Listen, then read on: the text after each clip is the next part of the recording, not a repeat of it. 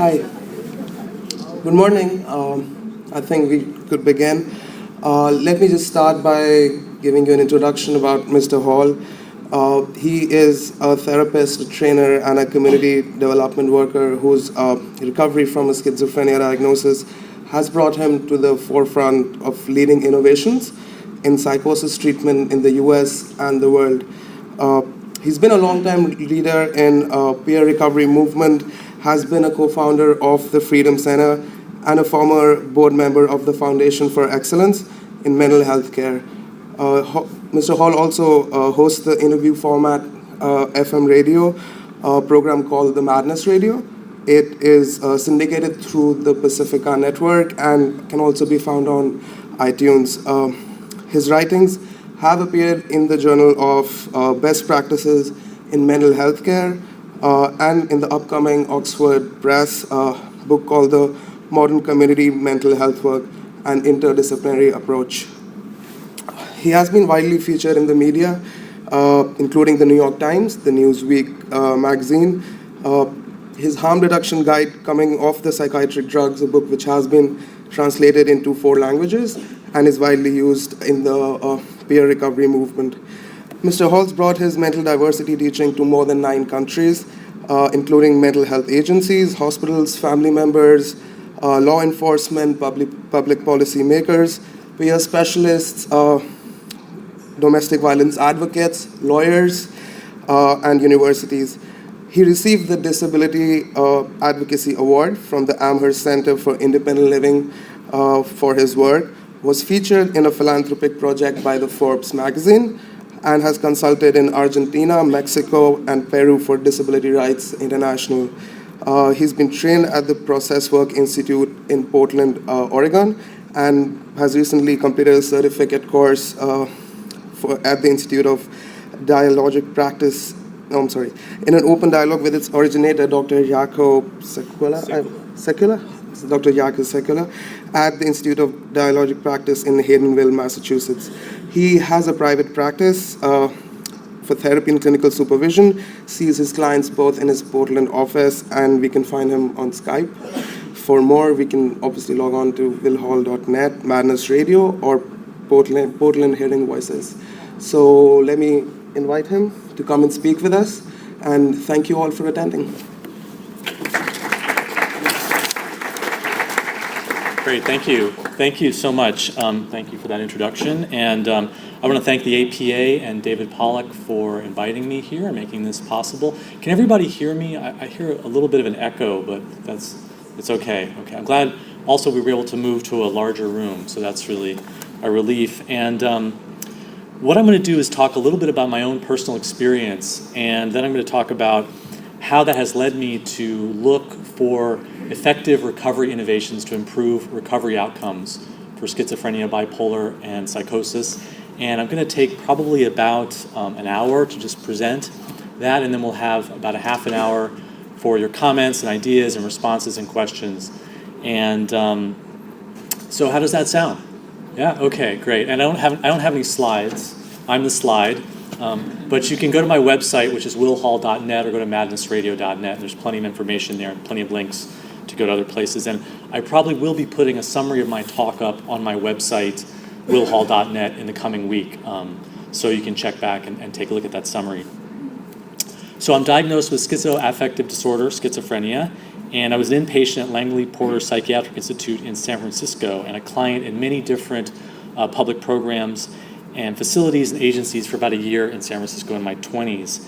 And you wouldn't recognize me from then. I was very withdrawn. I was hearing very aggressive voices. I had suicide attempts. I went to the Golden Gate Bridge. I had experiences that would be called delusional thinking, ideas of reference, paranoia.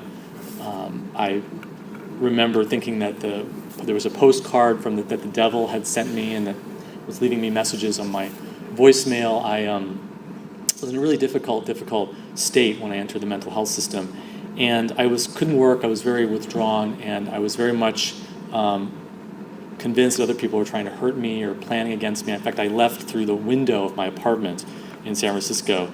And this led to a very, very difficult time of my life. I was on Social Security disability for about 10 years. I'm now off disability. I'm also no longer taking medications, and I've really changed the direction of my life to where I am today. And I've done a lot of work as an advocate in the peer mental health recovery movement, and then went on to get trained as a therapist, and now do a lot of training and work around the world, and have really been seeking out interested professionals who want to collaborate and work towards the common goal of making the mental health system and behavioral health care more responsive and more effective for people. I want to say it's also interesting for me to be here because I'm speaking here at the APA, and then this afternoon I'm speaking at the protest against the APA. So I'm sort of a living bridge, and everybody either doesn't know what to make of me, which side am I on, and I kind of like it that way, actually.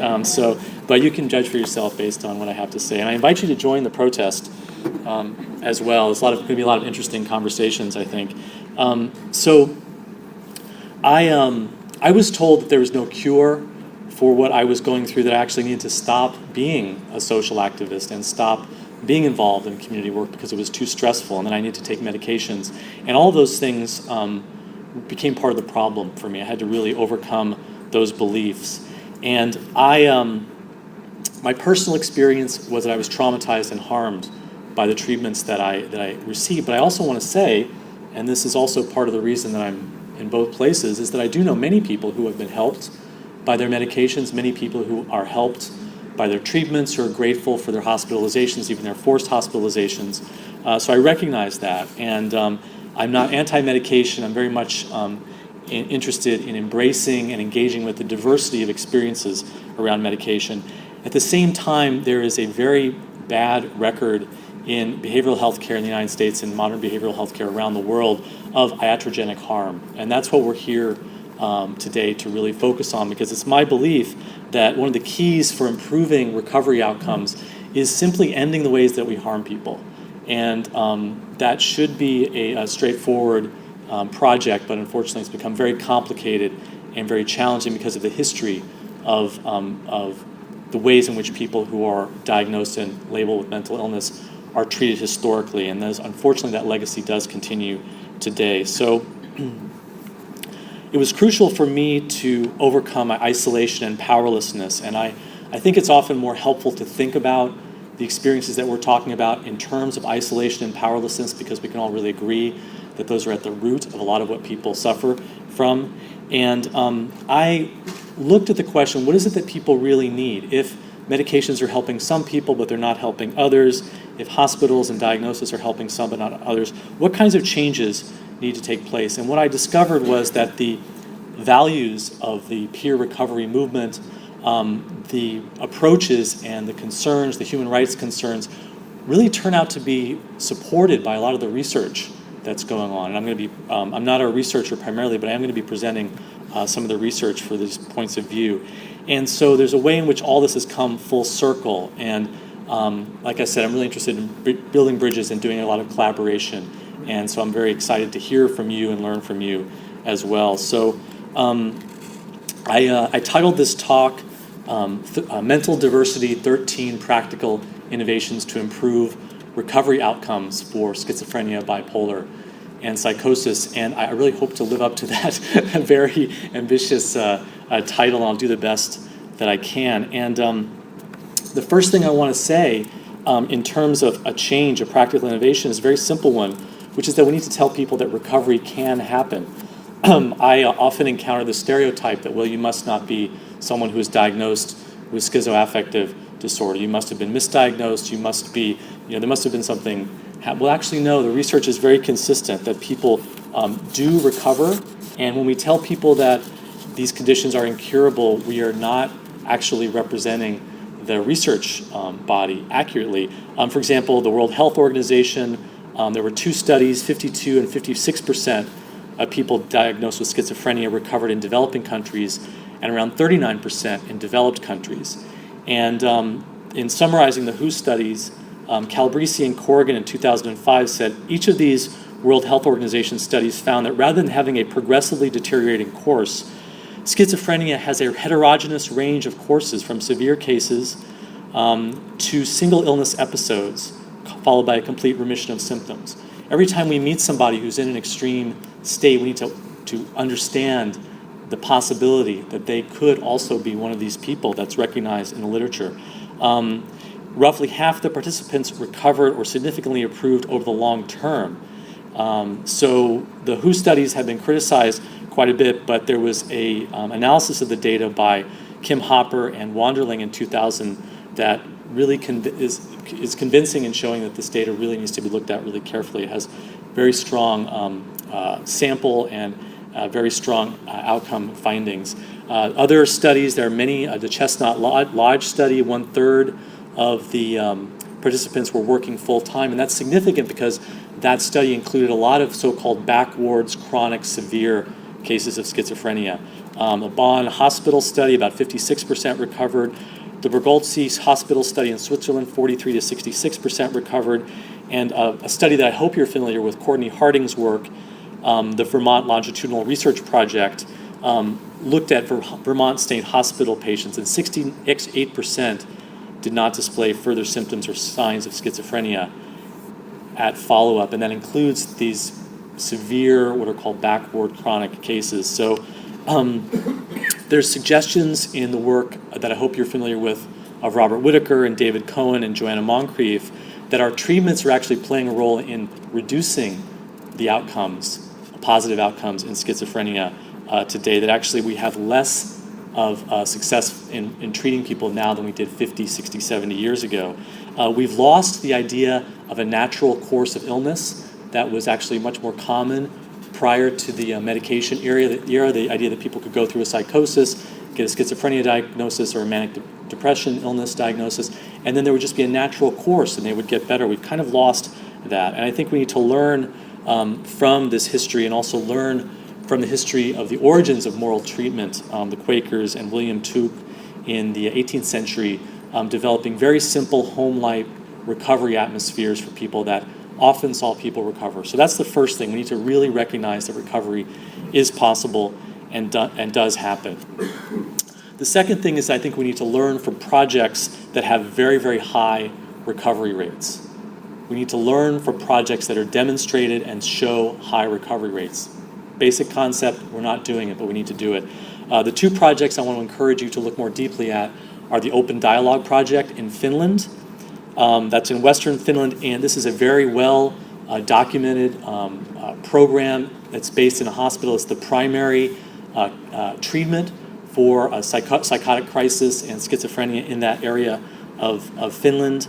In a 5-year study, 82% of the participants did not have residual psychotic symptoms. 86% had returned to their studies or full-time job, and only 14% were on a disability allowance. These are astoundingly positive success outcomes. So please take a look at the Open Dialogue program. Not everyone did recover in that program. They don't always have successes, and many people do use neuroleptic medication, antipsychotic medication, but part of the program approach of the Open Dialogue project is to use very low doses and to even not use antipsychotic medication. So we need to learn from that. And that's been studied for 20 years, and it's a very innovative program that sees psychosis as essentially a relational issue and works with the social networks where the person is in the community. The nurses and the doctors and the therapists go out into the community. They don't bring people into the hospital and begin a process of socialization into a mental patient identity. They have a very opposite approach. They don't see the problem as residing within the individual. They see it as residing within the relationships that people are in, and they work with the relationship network, primarily the family that people are found in. Very, very good outcomes in that work in Western Finland. The other project that I think is really important to look at is the Soteria project. Dr. Lauren Mosher, who was the editor of the Schizophrenia Bulletin and also director of, I think, the Schizophrenia program for the National Institute of Mental Health in the 1970s, much higher recovery rates than people who were put into hospitals. He put them in a home-like setting. He had a phenomenological approach, but was not doctrinaire in the treatment practices people were related to. They were allowed to go through their experiences. Again, low doses of antipsychotics, often not using antipsychotics, much higher rates, much lower rates of chronic dependency, much lower rates of disability insurance payments, and people returning to their lives.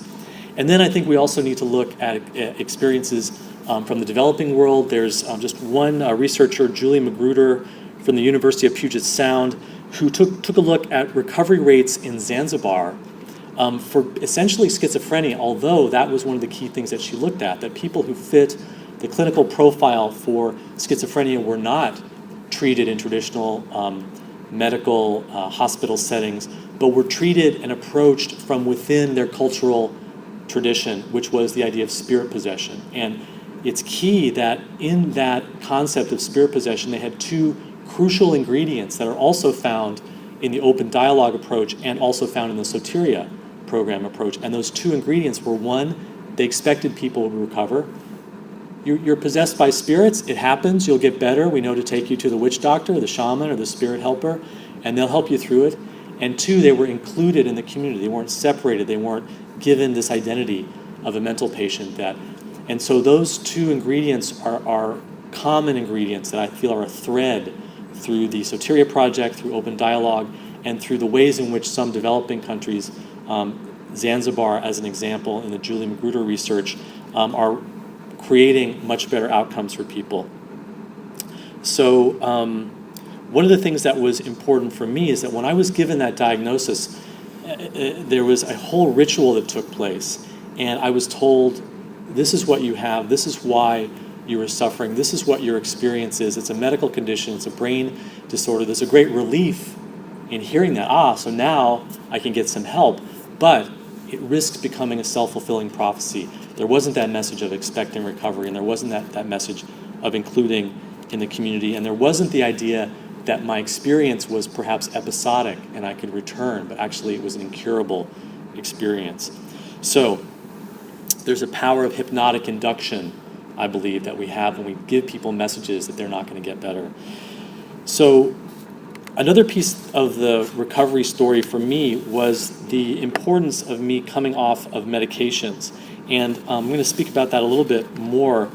But one of the things that we need to do, and this is actually part of international law, the United States is a signatory of the Convention of the Rights of Persons with Disabilities that was developed in the United Nations. So this is a law that's actually binding to everyone in the room, and it protects people receiving mental health care and requires them to receive informed consent about their treatments. I did not receive informed consent about my treatments, about my diagnosis. Most of the settings that I've looked at, people are not getting accurate information. And a lot of the accurate information just means confirming to people that psychiatry and the DSM don't have all the answers. This is one approach. It's highly controversial to see mental disorders as primarily biologically based, and to have a treatment that's primarily clinical as being the best approach. This is one approach among many, and there's a huge number of unknowns.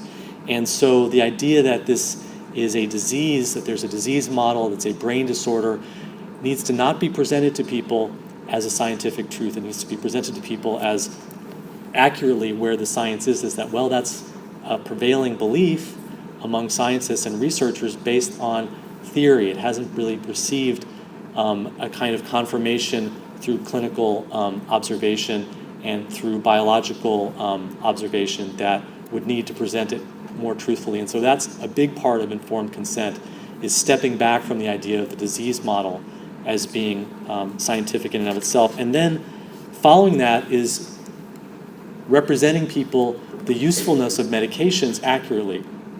And like I said, medications are helpful to many people. They're helpful to many people because they're psychoactive substances that have tranquilizing effects, they have stimulating effects, they have huge placebo effects, like all psychoactive substances. They're not treatments for disease. Many of the same drugs are used in veterinarian medicine. Anyone who's given psychiatric medications will have an effect. They don't target psychosis. They don't act on a disease process the way that penicillin does, for example, on a disease process. So we need to tell people that in order to comply with international law about informed consent. And we need also to be honest about that the risks of taking medications can sometimes, especially in the long term, but also in the short term, can sometimes exceed the dangers of the conditions that they are prescribed to treat. And there's a whole litany of different kinds of side effects, including sudden death, including diabetes, including shortened life expectancy that are associated with psychiatric drug use. So we need to take a look at that. People ask me, well, Will, you recognize that medications are useful for some people sometimes, and can you say more about that? And well, actually, if you look at the Open Dialogue project and you look at the Soteria project, they did use medications primarily for sleep, and it's indisputable that often interrupting sleep deprivation can be really crucial for people. When you're using something as addictive as a benzodiazepine, then you need to be very, very careful about the potential for addiction and creating more problems than you started out with. The length of use of regular use of benzodiazepines in the United States is really problematic. They shouldn't be used regularly for more than 5 or 6 days. The addiction potential is huge, and this has been recognized widely in the UK. There's hotlines and national programs that are set up to deal with benzodiazepine abuse. It's not as recognized in the United States, and it needs to be as part of informed consent. We also need to recognize as part of informed consent the effectiveness of alternative treatments, psychotherapy. In the UK, for example, they've come around that now the primary recommended first-line treatment for depression is no longer SSRI antidepressants, it's exercise. So we need to recognize the value of so-called alternative treatments when we're informing people about their options and choices. And when we're looking at medication use, we have to be very honest about the role of the placebo effect. A number of recent studies showing that antidepressants are not much more effective than placebo, that the role of the mind is extremely powerful in generating medication response. We need to be honest about that. And things like this, the scandal with the atypicals. Recently, the Lancet editorial came out that the idea that you can call first generations and second generation antipsychotics, that these are atypicals, unlike the older drugs, it doesn't hold up to scrutiny. This is what the Lancet said. This was essentially an artifact of marketing, and there have been a number of large multi-billion-dollar lawsuit settlements related to the scandal of deceiving people about the nature of the so-called atypicals. And we need to really, really emphasize that these problems are primarily relational, and that relationships and psychosocial approaches can be very helpful to people. Another aspect of the medication issue is that we need to stop medicating side effects for medications. There are a lot of people who are taking SSRI antidepressants, for example, are having a manic reaction to the drug, and then the prescriber says, this was a bipolar disorder that's recently been uncovered. And that's not what's happening. Doesn't make any sense to get somebody on a more powerful mood stabilizer or antipsychotic when they're having a drug reaction to the antidepressant that they've been prescribed. But you can see how there's a marketing dimension to this. So we need to really take a look at the whole polypharmacy approach, which doesn't have much research supporting it or backing it up. It's very, very questionable to be attempting to target reported symptoms by adding multiple medications. And the next point about medications that I think is really important in a practical recovery innovation is we need to support people coming off of medications. It's not right for everyone, but one of the most common power struggles that will descend into a downward spiral where everyone loses is when the patient says, I want to come off their medications, and the doctor says no. The response needs to be, okay, let's talk about it. Let's look at this. Let's look at the pros and cons. If we're going to do it, let's do it with support. Let's discuss this. The person does have the right to consent. The person does have the right to make medical choices around their medications. And if we are simply not providing them any support, we're creating a situation where people are going to try and come off medications on their own, which usually is more dangerous, not always, but it usually creates many more problems. So it's not to say that everyone can or should come off medications, but we need to support that as a possibility. A lot of the long-term studies show that long-term medication use is associated with poor recovery outcomes. Manfred Bleuler in 1974, son of Eugen Bleuler, who's the clinician who gave us the term schizophrenia from dementia precox, he noted that patients who were maintained his patients who had long-standing remissions or stable recovery, not a single one had been on chronic neuroleptic medication. It's a very strong statement that Manfred Bleuler made in 1974. So we need to take a look at the value and importance of supporting people coming off medications. Brain changes clearly demonstrated with the use of antipsychotics. There's a lot of research suggesting that long-term lithium use creates susceptibility to manic episodes, and also there's some research coming out now that the antidepressants long-term use can create susceptibility to depression. And of course, there are many, many other side effects, and it's important that we need to approach this from a smart standpoint. That doesn't mean toss your medications away or we don't need medications. What it means is that we need to include coming off as part of the range of things that we're discussing with people.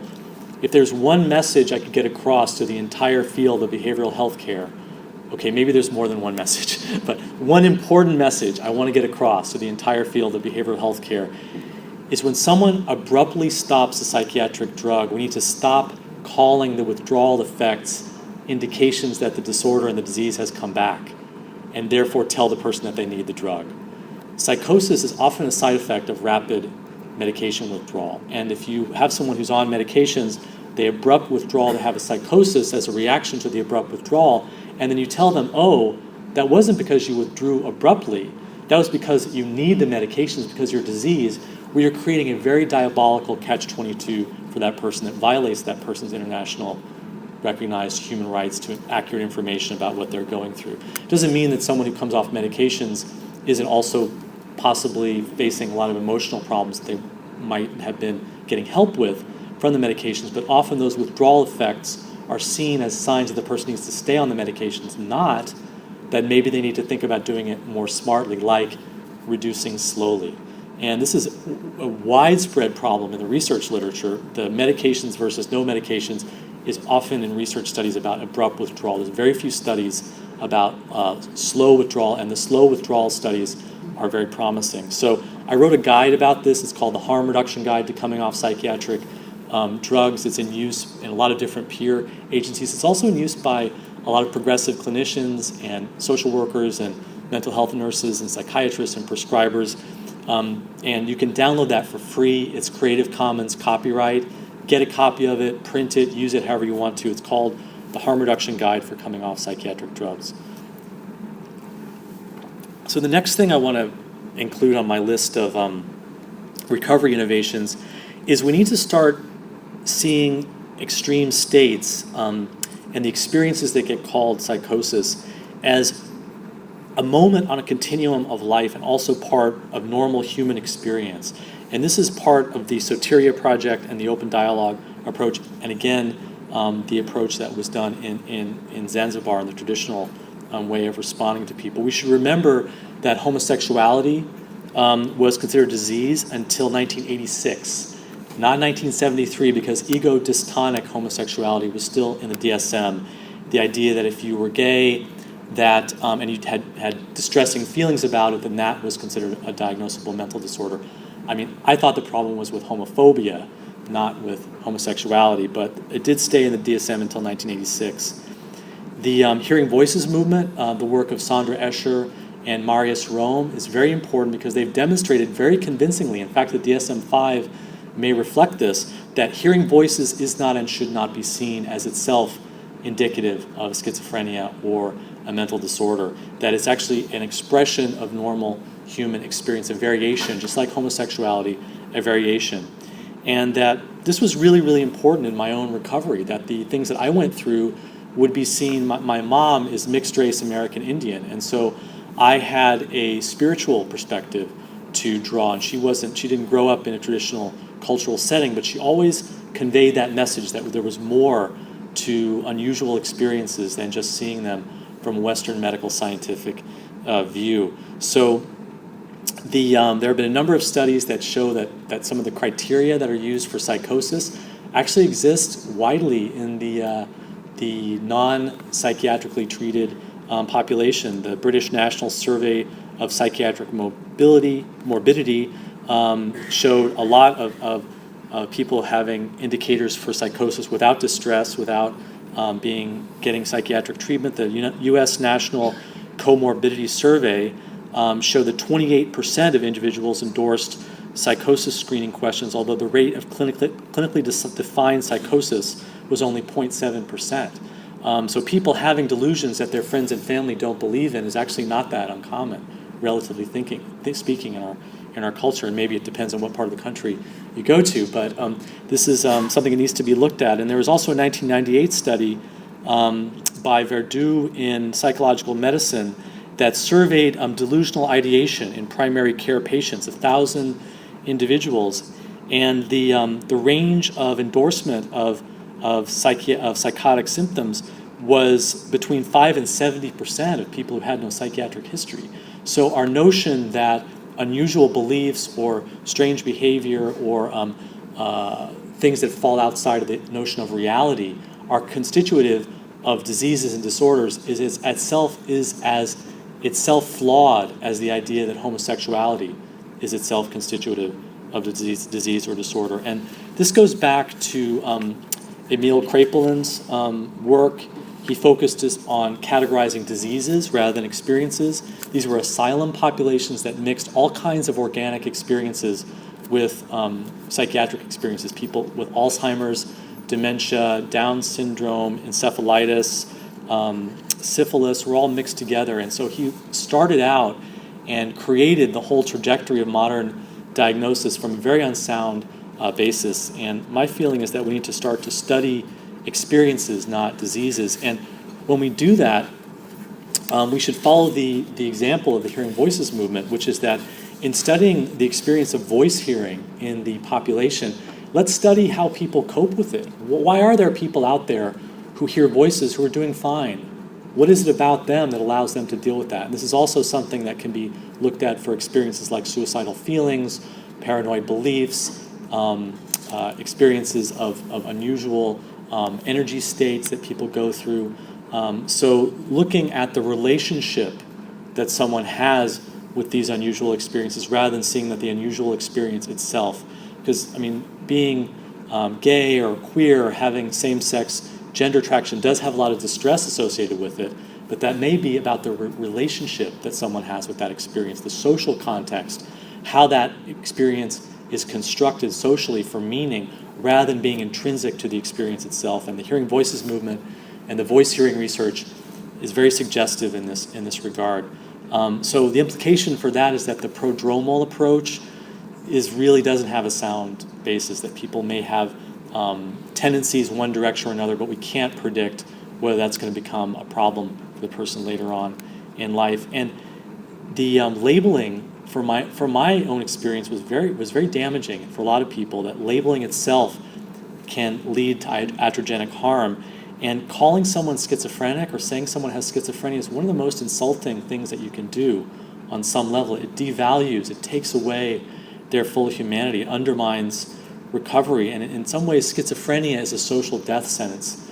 And I'm very much of the belief that that term needs to be just taken out of our way of seeing these problems in exactly the same way that hysteria was taken out. And of course, hysteria was kind of replaced with borderline, which the trauma researcher Dr. Judith Herman said is basically borderline personality disorder, is basically a sophisticated insult at this point. And that's really what schizophrenia is. It's really an insult to someone's humanity. And this is a problem that goes throughout the DSM. So for me personally, I continue to have suicidal feelings. Sometimes I'm committed to being alive, that's not the issue, but I do have those feelings sometimes.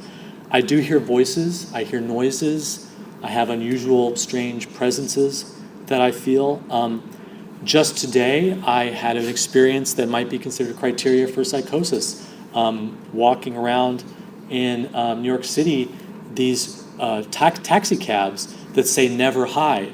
Those taxi cabs are about me. That's my experience. Those are happening because I'm here, and I'm here because those taxi cabs are there. And that's my belief. I have a framework, a spiritual framework that includes the idea of a unity experience of consciousness that's related to spiritual practice, and omens and signs and the universe speaking to me in that way is an ordinary part of my daily life. It's not a sign that I'm relapsing from my schizophrenia, and I've been able to create a meaning system around these experiences in order to live with them. And I value them as part of my sensitivity, my mysticism, my creativity. So I've normalized them for myself by taking them out of a medical framework. So the next point is, and I want to say this very strongly because I don't think it's been said enough, is that one of the keys to dramatically improving recovery for bipolar is to treat it as a sleep deprivation issue, primarily. Someone has a manic episode, you help them get to sleep, which is often what brings them out of the state when they go to the hospital, and then you do sleep education. You say, hey, look, you're someone, for whatever reason, you won the lottery or you lost the lottery, depending on how you want to look at it, who has this capacity to go quickly into an extreme state of consciousness as if you are sleep deprived. Everyone in this room will go into some kind of psychosis if you experience enough sleep deprivation. For whatever reason, there are people who need help understanding that they're susceptible to going into extreme states because of sleep deprivation. Help the person come out of the state, help them learn about the role of sleep in triggering the state, educate them, provide them with support so that they can self-monitor and self-care and prevent themselves going back into the hospital, and you will dramatically improve the recovery rates for bipolar disorder. This is a really key thing. If you decide that, oh, this is indicative of an underlying disease that we have to treat with long-term medication, then you're leading the person down a very, very dangerous path that could end up creating more problems than it solves because of both the identity that's generated and also because of the side effects of the medications, which, like I said before, can themselves contribute to psychosis. So another point, and this is something that's growing, that's very, very becoming more and more recognized, SAMHSA is recognizing this more and more, is to recognize the role of trauma in psychotic experiences and become trauma-informed. Everyone, I hope, is familiar with the adverse childhood experiences studying. There's a growing literature that's looking at bullying and growing concern in schools around bullying. I'm a trauma survivor. I was bullied in school. I think that was not causal, but it was contributed to my difficulties later in life. How could it not? April 20th, 2011, the British Journal of Psychiatry published a study that was based on England's adult psychiatric morbidity survey, and they looked at 7,000 people. And they concluded, this is the British Journal of Psychiatry study, the association between childhood sexual abuse and psychosis was large and may be causal. This is April 20th, 2011. These results have important implications for the nature and etiology of psychosis, for its treatment, and for primary prevention. We need to be looking at trauma as a very, very important role in psychosis. And what that means is looking at society and the social context and looking again at the family. And this has really fallen out of favor for many years. I want to see us start to swing back. And there are some indications, including this study that came out in the British Journal of Psychiatry, that there is more interest in looking at the role of trauma and abuse in psychosis. That is not to blame families. I don't blame my family. I see my family as themselves the recipients of abuse and trauma from history, from their families, from the social context, and that goes back and back and back generationally. So this is not about blaming families or blaming schizophrenogenic mothers or anything like that. This is about being honest about the role that trauma can potentially play in psychosis. And when we're looking honestly at trauma, we have to look honestly at the role that forced treatment and psychiatric hospitalization can play in traumatizing people. And again, not everybody is traumatized with their hospital experiences, their forced hospital experiences. Not everyone is even traumatized by their restraints and seclusion experiences. Many, many people are. And there's very little space for saying that you were traumatized by these experiences. There's an incredible, strong push to normalize forced treatment, seclusion, and restraint. And so my belief is that people were free to look at their experiences. We'd have much more people speaking out against forced treatment as traumatic. It's something that needs to be considered in the context of international law. We need to look at other countries, the way in which the UK, for example, no longer uses mechanical restraints. And we also need to think of it in terms of not a problem with the individual, but in cultures of violence, power, and coercion in hospitals. Pennsylvania, you may have heard, has made a lot of significant advances in reducing restraints and seclusion. Really, it's restraints and seclusion are euphemism. This is assault and solitary confinement for many people. And Pennsylvania was able to dramatically reduce that without increases in violence to the staff and without exorbitant amount of money being spent. So we do have some precedent for dealing with restraints and seclusion in a better way and thinking about it in terms of trauma. And also to rethink the many of the petty humiliations. When I was in the hospital, there weren't a lot of cell phones, but now people go into the hospital and they can't have their cell phone. And I don't know how many people here would be very distressed if they didn't have access to their cell phone. I know I would be distressed if I didn't have access. Think about that. Someone goes into the hospital, now they don't have access to their cell phone. And the concern is that, well, people are going to take pictures with their cell phone. Well, I have a solution for that. It's called duct tape.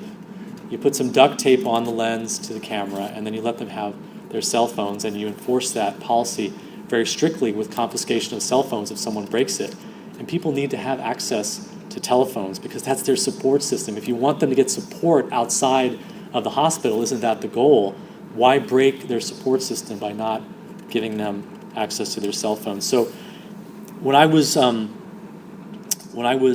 put in restraints, it was such a traumatizing experience for me that I had nightmares of being raped. And then to not have anywhere to talk about it, to not have anyone recognize that this was a traumatizing experience was even more of a humiliation because I felt like my own thoughts and feelings weren't valid and I doubted myself. And I'm thinking of a person that I worked with who was in a locked ward and she was diagnosed with bipolar with psychotic features, and she was constantly she was on a mixed gender ward and she was complaining about being harassed by other patients. Mixed gender wards are very traumatizing to many people, and she was complaining about being harassed. It took her many years to recognize that her sensitivity to being on that mixed gender ward was because she had a very terrible gang rape experience, and that was at the root of a lot of her problems that got diagnosed as bipolar and her difficulties. And when she started to make these connections, it was a revelation for her. She started to not see herself as a diseased and broken person with faulty genes, but as a survivor of sexual violence. And she remembered something very powerful, which she remembered one of the things that she was most ashamed about being in the hospital, that she saw as one of the worst signs that she was a crazy person, was when she peed all over the floor in front of the nurse. And when we talked about that and worked on that, we realized that at that point, that was the only way that she could try and get people to listen to her, because she was trying to get someone to understand that she was reliving and being triggered around her rape experiences in the hospital, and no one was validating it when she spoke to them about feeling afraid of other patients who were men on the ward. And so she just urinated on the floor, and she was so ashamed of this. And when she recognized that was what she was doing as a way of saying, this experience is real for me, I was sexually violated, I do need someone to listen to me, it helped ease her own shame and helped her to rethink her identity in terms of someone who is a survivor rather than someone who is chronically ill. So as part of dealing with forced treatment, there are many people who've been forcibly treated who have advance directives. And a psychiatric advance directive is like a living will, and it should really be enforceable. If someone doesn't want to receive treatment for a terminal cancer diagnosis, they have the freedom to refuse care, even if it means that the doctor says, well, you're likely to have a deteriorating course of illness and to die if you refuse treatment. Well, the person has the right to do that. That has to be extended to psychiatric patients as well. And that double standard, that living wills and advance directives don't have that force of law, is really an indication that people don't have full human rights. And I'm hopeful that the Convention on the Rights of Persons with Disability will help us to rethink this. So part of this equation around forced treatment is the work that is done to protect people around suicide. And we need to be much more honest about this. Suicidal feelings are more prevalent in the population than we recognize. And there's research that's been done to look at whether risk factors actually can predict suicide attempts. And interestingly, some of the best research about this is coming out from the U.S. Army, because suicide is such a big issue for the Army, and they are very serious about having an accurate understanding of the problem. They're less influenced, I think, by professional, career, and institutional pressures around this. And so the study, Army Suicide Surveillance, a Prerequisite to Suicide Prevention by Gam and Rieger, said that even when all the known risk factors are considered together, they can only account for a small proportion of the variance in suicidal behaviors. Risk factors do not provide clinicians with sufficient information to predict suicide. Long-term studies confirm this. One study in 1,900 inpatients looked at suicide rates in a 2 to 14 year follow-up, and there was no one who was looking at suicide risk factors was able to predict who did and who didn't not end up committing suicide. So in another study, 4,800 psychiatric patients were followed for 4 to 6 years, looking at their risk factors, and the researchers characterized their results as wholly unsuccessful in predicting suicides. And so as a result of this, the Army study says that based on the low base rate of suicidal behaviors and the current accuracy of suicide prevention, well-intentioned interventions are surely targeting many for whom the intervention is not needed. Clinicians are committing numerous false positive errors. Many individuals who are not truly suicidal may be targeted with intrusive interventions and suffer adverse effects because of the inability to predict suicide. Specific interventions to prevent suicide in a high-risk individual may violate confidentiality, harm the therapeutic relationship, increase stigma associated with treatment, decrease the probability of forthright conversations about suicidal ideation in the future, and increase the probability of treatment dropout.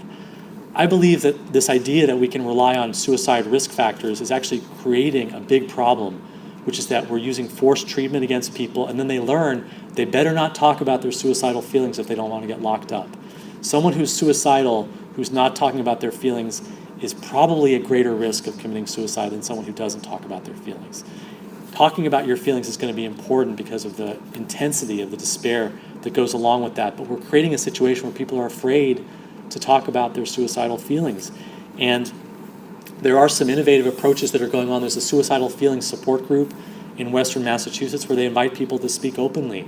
And I do a lot of work training clinicians about this to help us overcome the incredible fear that surrounds this issue. And actually we can talk about suicidal feelings and we don't have to immediately go into suicide risk assessment mode and then use those intrusive, sometimes traumatizing interventions. So associated with this is the role of police in mental health care. I mean, the police that I've spoken to, they don't want to be taxi drivers for behavioral health care agencies. The police are involved in mental health situations often because of a stereotype of violence, also often because there aren't community services available. And the Portland, Oregon, recently their federal investigation concluded that there was a pattern of excessive force by the police. And so now, fortunately, the city, after many years of advocacy, is taking a look at this, and they're trying to get the police out of the suicide business and get a different role for mental health professionals there as the first line of response, rather than a call to 911 leading to a police dispatch, which often escalates the situation. The police are not really equipped, they're not trained, they don't want to be in that role. And related to the police as well is a larger discussion that I think people who are involved as professionals in mental health care need to look at, which is the role of the war on drugs in our prison system in completely skewing the resources that are available for community mental health. And we put a lot of people in prison, and then they have psychosis and mental health symptoms in prison, and then we say, well, this is a sign of their disorder or their disease.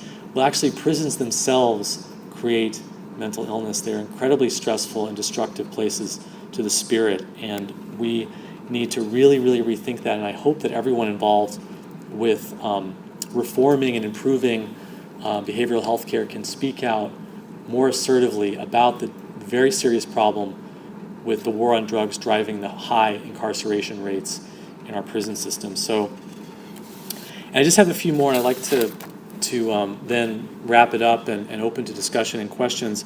But one thing I have been doing in the trainings that I do and with the groups that I speak with is helping agencies break down this distinction this wall between us and them, the mental patients who are our clients, and then the rest of us who are working, that somehow we play by different rules, somehow that we don't share a continuum of human experience, that those are the diseased ones over there and we're the normal ones over here. And the reality is that many, many people who work in the professions are just closeted about their diagnosis and their medications. If we really take seriously the idea of ending discrimination, bigotry, and scapegoating, we need to create workplaces that welcome people to disclose about, if they choose to, disclose about their mental health histories. And this can really ease that distinction, that us and them distinction. A lot of people say, well, when a therapist finally talked to me about their own struggles, that's when that relationship was formed. That's when I overcame that sense that this was someone who didn't understand me.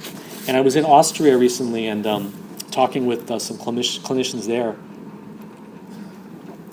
And they have a very simple tool that they use in their agency, which is that every morning the staff and the clients get together and they all rate their emotional well-being for that day on a scale of 1 to 10. They just rate how they're doing that day on a scale of 1 to 10.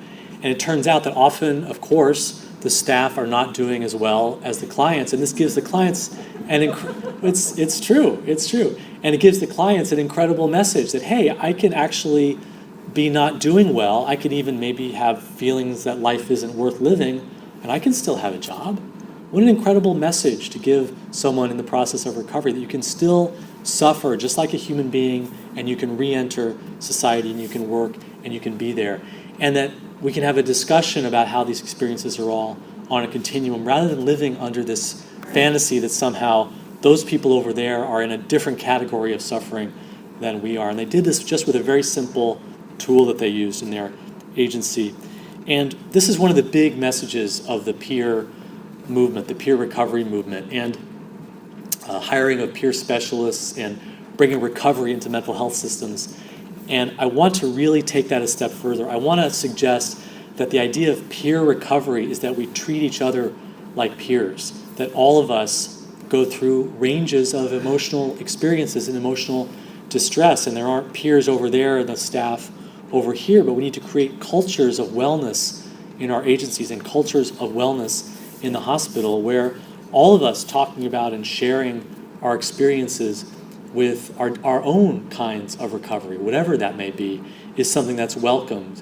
And this could be very, very crucial in reducing the stigma of having extreme distress or having different kinds of suffering, recognizing that all of us have these experiences to some degree or another. And part of that means that we need to look at the way in which the peer movement has unfortunately been manipulated by organizations that have pharmaceutical company funding. I'm thinking the National Alliance for the Mentally Ill.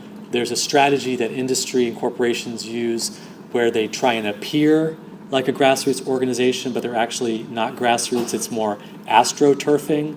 It's artificial grassroots. And the Senator Grassley hearings revealed that NAMI nationally gets up to 60% or even more of its budget from pharmaceutical company funding. The pharma companies are really good at marketing. That funding has strings. There's staying on message and a certain kind of range of what's permissible to speak about that comes along with that funding. And so we need to start listening to consumer survivors and peers who are independent, who aren't tainted by this conflict of interest. And the survivors movement has a long history. In 1838, I don't know if people have heard of an organization called the Alleged Lunatics Friend Society. It's formed in 1838, the Alleged Lunatics, because they are saying that they are alleging that we are lunatics. And they did a lot of the same kinds of work that organizations do today that are part of the psychiatric survivor movement. And I understand that people are angry and they're hard to talk to sometimes, but many of us are really interested in building bridges. And just like the women's movement, when it first started speaking out about rape and incest and child abuse, yeah, there's a lot of anger there, but that's part of the process. And I really hope that we can build these bridges and speak across our differences. Organizations like the Icarus Project, the Hearing Voices Movement, the Mind Freedom, the Mother Bear Community Action Network, which is a new organization the World Network of Users and Survivors of Psychiatry. And again, there's a protest today at noon at United Nations Plaza that I hope I'll see some of you at. So we really need to recognize that the consumer voice, the peer voice, has been distorted by pharmaceutical company interests and a narrow agenda. And that, of course, ties into something I know all of you have thought about and considered, is the way in which pharmaceutical company influence is in many ways corrupting this so-called evidence base for evidence-based practice. The drug efficacy research is often based on short-term, abrupt withdrawal and washing out placebo respondents. There's been hidden ghost authors involved with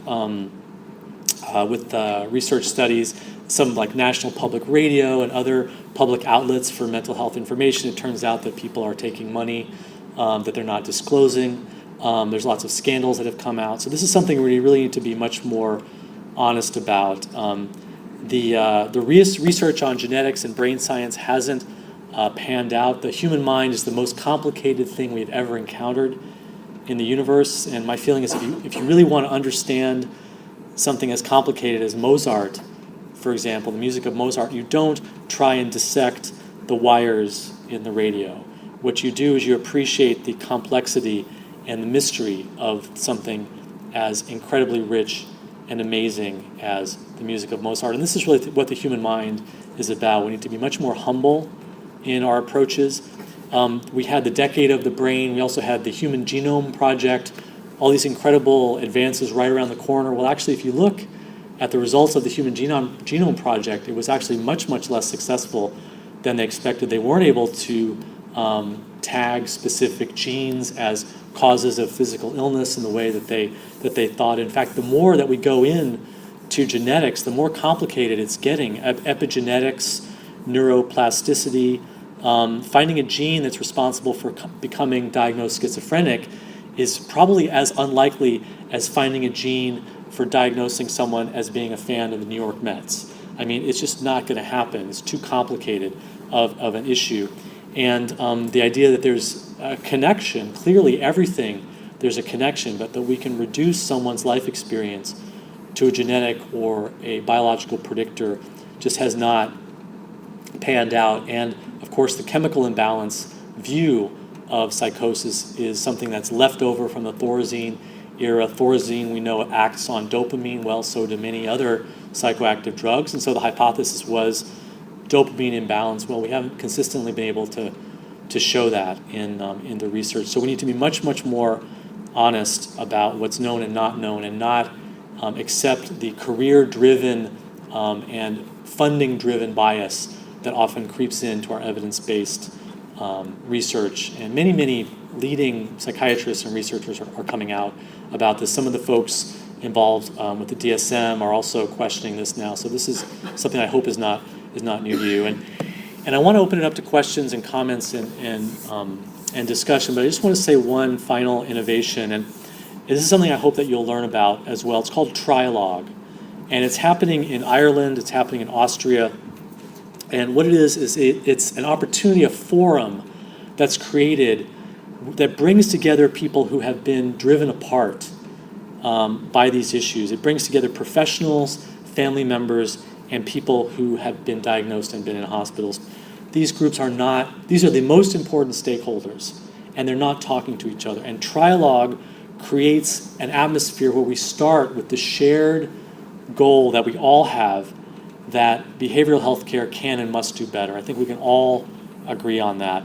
And then the Trialogue format goes further and says we're here to learn from each other, and we're here to listen to everybody in the room and share all of our perspectives equally. This is not happening enough. So if you're at all interested in any of the things that I've been talking about, I really want to encourage you to create Trialogue type settings where people can come together with their different points of view and feel free to speak. I mean, I sometimes professionals have a very hard time speaking because they feel shut down by someone who's saying that they hate their medications or the doctors abuse them. And so the professionals don't feel free to be listened to. Everyone needs to be listened to. This is why it's so important for me to emphasize diversity, that I welcome people taking medications not taking medications, people who've had positive experiences in hospitals, people who've had negative experiences in hospitals. We have so much to learn from each other. And I really hope that those dialogues can take place because they're urgently needed. Because I think that we can improve recovery rates, and I hope that I've outlined the beginnings of a conversation in very concrete and very specific ways that we can do that. So thank you very much. Thank you.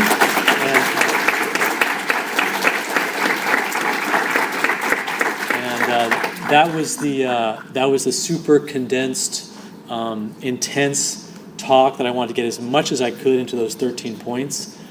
And so thank you for your patience with that and with changing the room. We've got a full house, and that's great.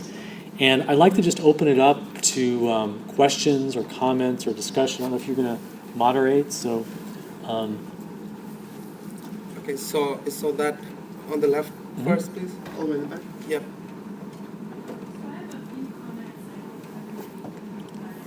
Speak up a little bit so that we can. A few comments about what you're doing.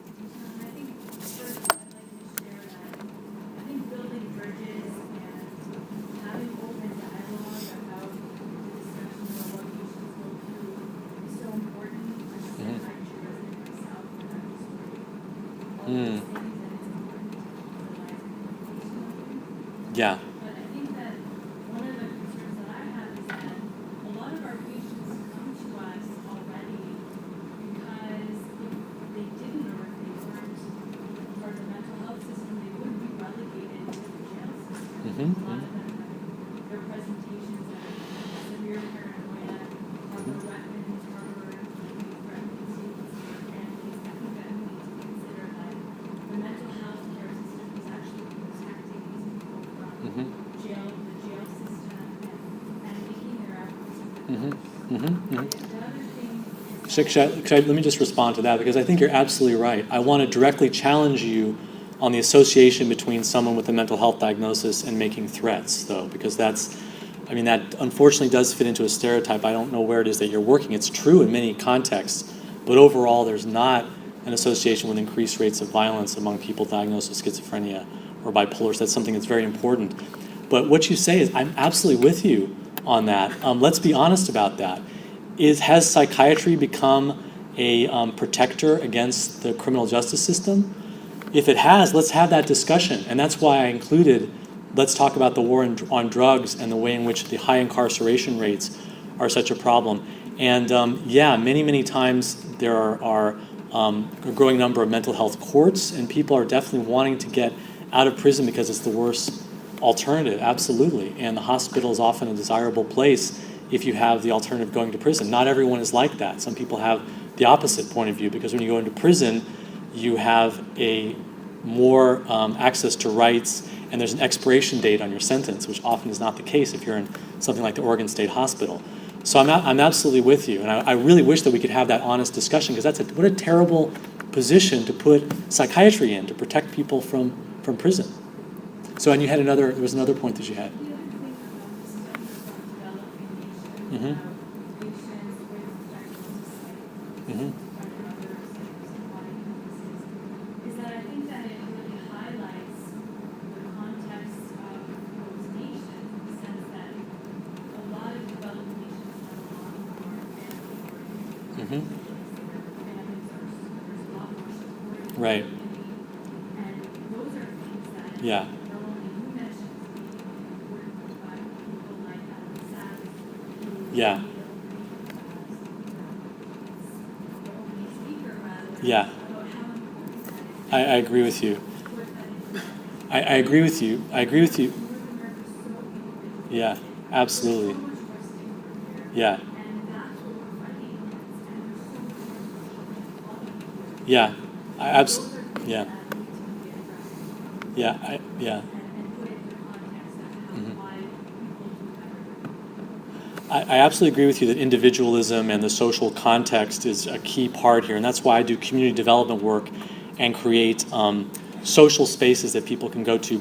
And at the same time, the WHO studies on developing country recovery rates are very controversial, and the point that you're making is often used to dismiss the role of low medication use in those countries. And that's why I don't just talk about the WHO studies of developing countries. I also talk about the Soteria Project and open dialogue in Finland. Because the reality is that, Finland, the other parts of Finland where they don't use open dialogue, the recovery rates are terrible. The place where they do use open dialogue is much, much higher recovery rates. So that points to not a cultural context. So I think we should really be honest about there's growing evidence that the role that medications are playing and in low recovery outcomes, and the WHO studies are one piece of that puzzle. But you're right, if you just look at the WHO studies themselves without looking at these other things, I think you could just end up missing that point. So. Right at the back. Thanks. Yeah, sorry. As a psychiatrist, in the field of partners, I had an old friend who had a similar experience to yours. And when I asked these schizophrenia experts, they say he wasn't misdiagnosed. Yeah. But I wanted to get him to talk some more about forced treatment. Yeah. The same friend, when he was in his psychosis, at one point thought that he could teach everyone how to love. I have a friend who's the same way, yeah. And was going to do this, and ended up being hospitalized. A hospitalization that was a terrible experience. Yeah. But which nonetheless kept him alive. And, I wonder if you have thoughts Yeah. as to how we could Yeah. get the mood of keeping someone alive Yeah. without having the negative consequences. I'm with you, and it's a great question. And people come to me and they say, Will, your work is so important. You saved my life. You kept me alive. They say that to me. And I say, thank you. That's very flattering. But at the same time, we don't really know. And I say this because I was on the Golden Gate Bridge. I was standing by the big cable with the cars going by, 3 o'clock in the morning, looking down into the fog, because it's foggy, you don't see the water. And I don't know what it was that stopped me from going over.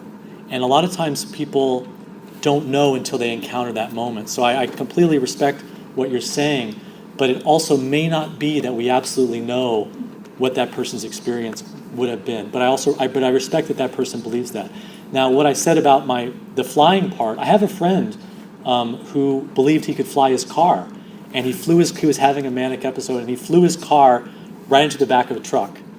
And he was put into the hospital, emergency, and he was then taken out of the emergency, and when he started to heal from his injury, he has a big scar on his forehead now, was then put into a forced hospitalization experience. He had a terrible experience with that, and he's become a very strong advocate. I'm speaking of Oryx Cohen.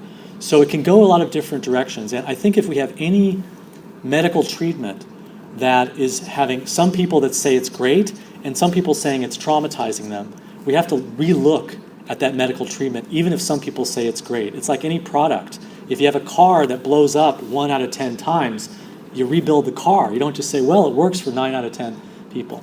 Now, another part of the answer to your question has to do with suicide risk and dangerousness. And part of it is that when we have to really recognize that in life, we have reached a situation with litigation, with standards of care, that when someone comes to a therapist or a doctor or a hospital, suddenly it's like they're responsible, like it was a child, okay? And the international law is taking us in a different direction. We need to look at the Convention on the Rights with Persons with Disability, because if that person is not in imminent risk of harming themselves, then it's not do nothing, but it's providing a third way. And so I'm not a civil libertarian on forced treatment. I believe that we need alternative ways of encountering people who are very out of control, or who say that they're very out of control. And that is going to take a lot of work. And the way to do it, I think, is being shown by these innovative programs, by the Soteria Project and by open dialogue, getting the network, getting help early to the people, and this idea of supported decision-making, that you can work with people to create a bridge between ordinary reality and this extreme state. And I think that we're erring in the direction of litigation and the fear of professionals and the professionals feeling safer way, way too much. And we're getting what the Army research says, too many false positives around this. And the truth is that many people do say exactly the same thing. I'm really glad that they locked me up because I felt safer. But many people don't. And that is a puzzle that we need to look at by changing the approach that we have, rather than just saying, well, it works for some people and doesn't work for other people. So Thank you for the question. The lady in the back. Yep. Thanks. I was very interested in your comments about informed consent. Yeah. I wonder if you could say something about, I often have the issue where patients may not want to hear everything I want to say in the informed consent process. It seems to make them Yeah. more anxious, or because of cognitive issues or paranoia, they misunderstand and Yeah. kind of blow it out of proportion. And then, Yeah. I'd like to do like what you suggested, but sometimes I find myself Yeah. not doing it. Yeah. Well, you'd like to do it, and you're required by law to do it. So we have to do it. That's international law. That's also the practice guidelines for most agencies around the country. The idea that we can't tell someone because it's going to upset them, I think it's a holdover from a paternalistic attitude. I mean, we should remember that medicine, doctors often didn't tell people if they were diagnosed with a terminal illness because it would distress them. Did people know this? I mean, your older generations or parents' generations, they would just, wouldn't tell them that they had a terminal illness. And there was an argument that was made that, well, the person can't handle it, women can't handle it, whatever it was. And we really see those arguments as biased now. We really reject that kind of paternalism. We have to move towards rejecting that kind of paternalism. And I think it needs to be done delicately with a supportive approach. You don't just announce to someone, oh, by the way, the drugs that you've been taking for 15 years are, may reduce your life expectancy by 10 or 15. We'll see. We're not quite sure. You have to do it in a way that's supportive and collaborative. But, I would have really appreciated just being handed a brochure that had some really honest information. That's one of the reasons that I wrote the harm reduction guide. And if you're dealing with someone who is in a very difficult state, then I really recommend working with that person's social network as much as possible. And I know that there are confidentiality issues, but this is really the direction I think. Ask the person to bring a friend in. Ask the person, and maybe they're going to be more distressed by you telling them than maybe there's a peer specialist in the agency who has a good relationship with the person, and they can have that conversation. But at very least, folks, we can have some honest brochures to give people. So that's a great question. Thank you. I'm interested in your perspective about why psychiatry stands so alone as the beneficiary of protest. Yeah. And let me give you some examples. Yeah. A friend of mine died last month, 3.5 weeks after he was diagnosed with cancer, and he was in hospice care. And hospice care paid no attention to informed consent. They had terrible hiccups. You want something for hiccups? Here's something for hiccups. That's something that's Thorazine. Didn't tell them anything about the side effects.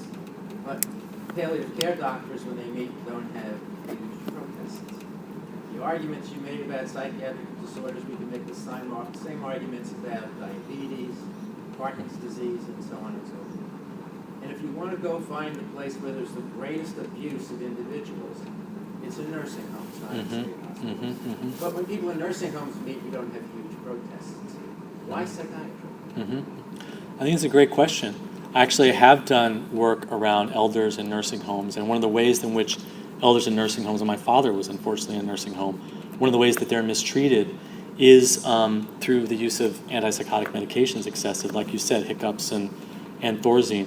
I think it's a valid point. I think that we need to be challenging the abuses of medicine and the iatrogenic harm that happens throughout the medical establishment and medical practice. There's a way in which the dehumanization and the second-class citizenship and the utter annihilation of your participation in society is very severe and extreme around madness and mental illness.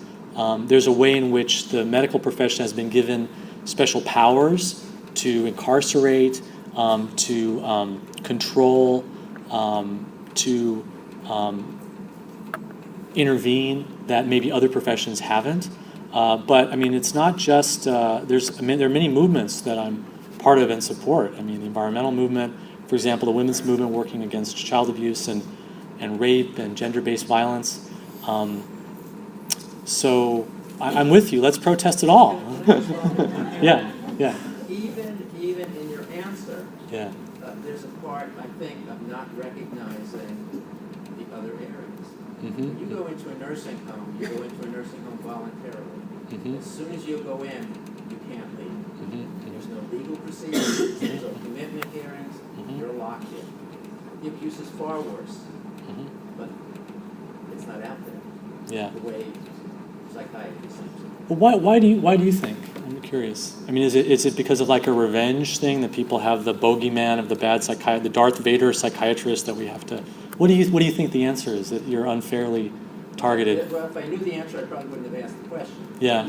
Well, I mean, my fear is that the answer is something like it's because they're crazy, and I don't think that's it. You know, I don't think that psychiatry is targeted because there's crazy people that are out to get psychiatry. I think that the abuses are real, and people's lives have been destroyed. And I think part of it is that in nursing homes, people die in nursing homes. People come out of the psychiatric system and they're still young or they're still alive, and so it's a much more vulnerable population. But I mean, I've spoken out and done work around elder abuse and the situation with nursing homes, and I'm not as much as I should. I think that you're right, and it's upsetting what you're saying. It's really important. I'm just not sure I have an answer that's going to be satisfying to you. But it's a good point. You know, it's a really good point. So. The back there. First, to say thanks for your talk. Your journey's remarkable. I wonder if you could borrow from either that or just in general give us another suggestion. I was thinking about encouraging advocacy, our advocacy on patients. Mm-hmm. Mm-hmm. And it seems to me that a common thing that interferes with that is motivation, how to galvanize patients. So yours somehow along the road must have been somehow galvanized in the face of the things that you had done that were potentially defeating and discouraging. So my question is, how can you help us with some practical suggestions regarding that? I mean, it's a great question, and thank you. And unfortunately, one of the characteristics of a lot of psychiatric medications is that they demotivate people. And so I was at a residence in 1999, and there were 9 of us living in the home, 8 or 9 of us living in the home, and 6 of the people in the home didn't challenge or criticize or speak up against the directors, and 2 of us did. And the people who did challenge and criticize and speak up against the directors were the people who were not on medication. So the origins of Thorazine were that it helped to quiet people down without putting them to sleep. So that's one of the factors here, is that people are over-medicated. If someone is demotivated, they're not engaged, think about looking at their medications and maybe helping them reduce or change the medications that they're on. I think that, like I said, being on the Golden Gate Bridge and not jumping, when people in any area of human obstacle or human challenge encounter something that's extraordinary, that's really life-threatening, that pushes them right to the brink, you discover things inside of yourself, and I don't think it's predictable. Some people give up, and some people fight back. And for me, I came from a very chaotic family situation. My father's a Korean War veteran. He himself was in psychiatric hospitals. My mother is also a trauma survivor. There was a lot of trauma in my family, but I don't blame my family. I had a lot of anger against them. They created a lot of problems for me, but they also gave me a very strong survivor sensibility. And so one of the things that I think that can happen for patients that don't have motivation is put them in situations where they have other peers. Put them in situations where they can hear the stories of people like me. Because that lack of motivation may be learned helplessness. It may be oppression that they're experiencing. They may be in a state of despair because they don't have other examples of pathways out. So this is one of the key reasons I think that we need peer specialists and peer support groups in all kinds of different agencies, all kinds of different settings. So that those folks who do seem like they are just lost and demotivated can maybe hear a different way and maybe get encouraged. So. Well, fresh from Minnesota. One thing, the current theme I hear from you and other consumers on the side the other day, and thinking about your story, is the importance of the relationship in people's recovery. And then on the other hand, from our psychiatric leadership, we hear about the importance of changing the cognitypes, of determining the hippocampal volumes and things like that. So our leadership is talking about the importance of things that we really don't have the power to access. I can't their genotype, nor any of that. Hmm. I do have the opportunity to establish a relationship with each of my patients, or to make sure if I'm not the person establishing that relationship, someone on my team is, and I'm recognizing the importance of that, whether it's a nurse, or a family member, or an employer, or a case manager. Mm-hmm. And I just want to point out that every one of us in the room can be empowered tomorrow to be creating better relationships with our patients, and that's what we're hearing from you is so important. Thank you so much.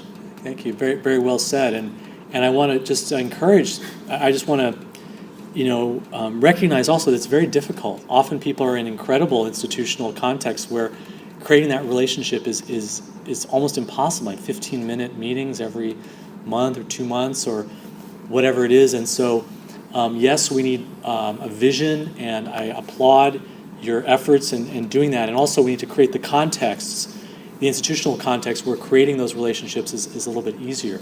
And I would love to see a lot of the continuing education that goes on and the postdoctorate learning be about learning basic relationship skills, learning how to communicate, learning conflict resolution skills, learning how to build that trust and make that connection, because it's so absent in the training, which, like you said, is focused on brain volumes and genotypes. So.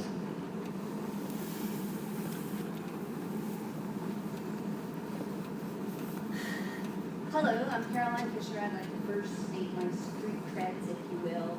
I have worked to make inpatient hospitalization a sanctuary for patients rather than an abusive experience or traumatizing experience.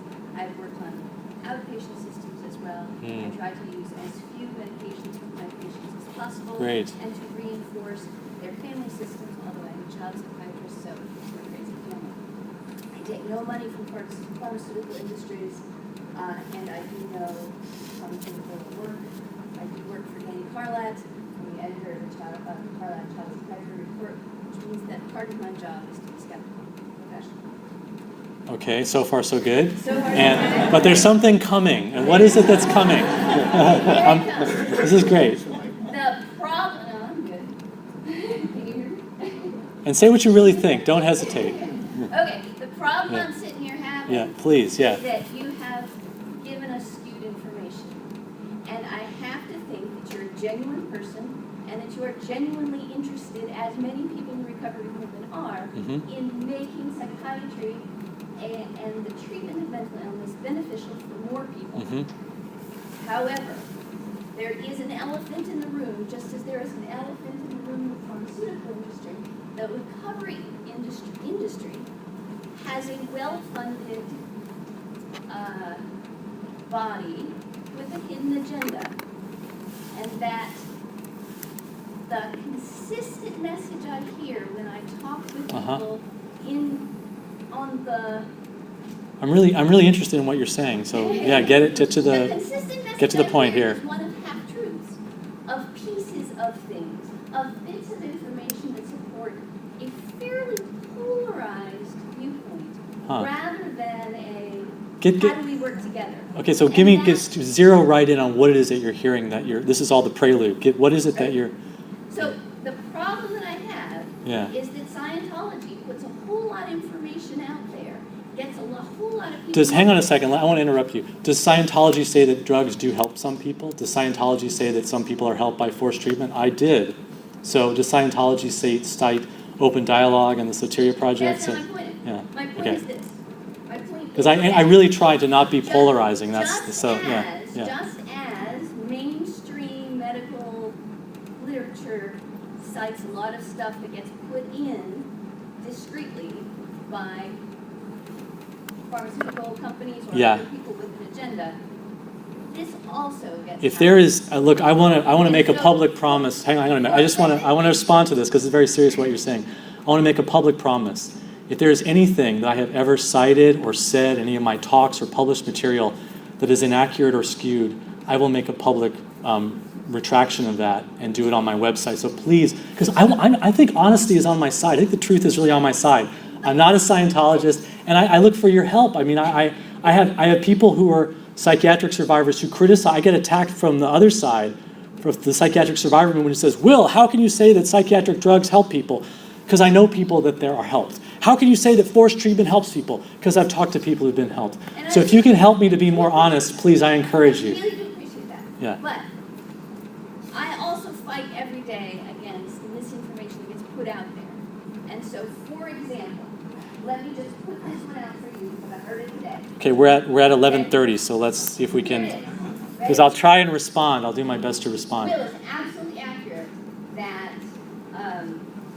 that there's an enormous placebo effect on psychiatric medications, that we don't necessarily understand what they do, and that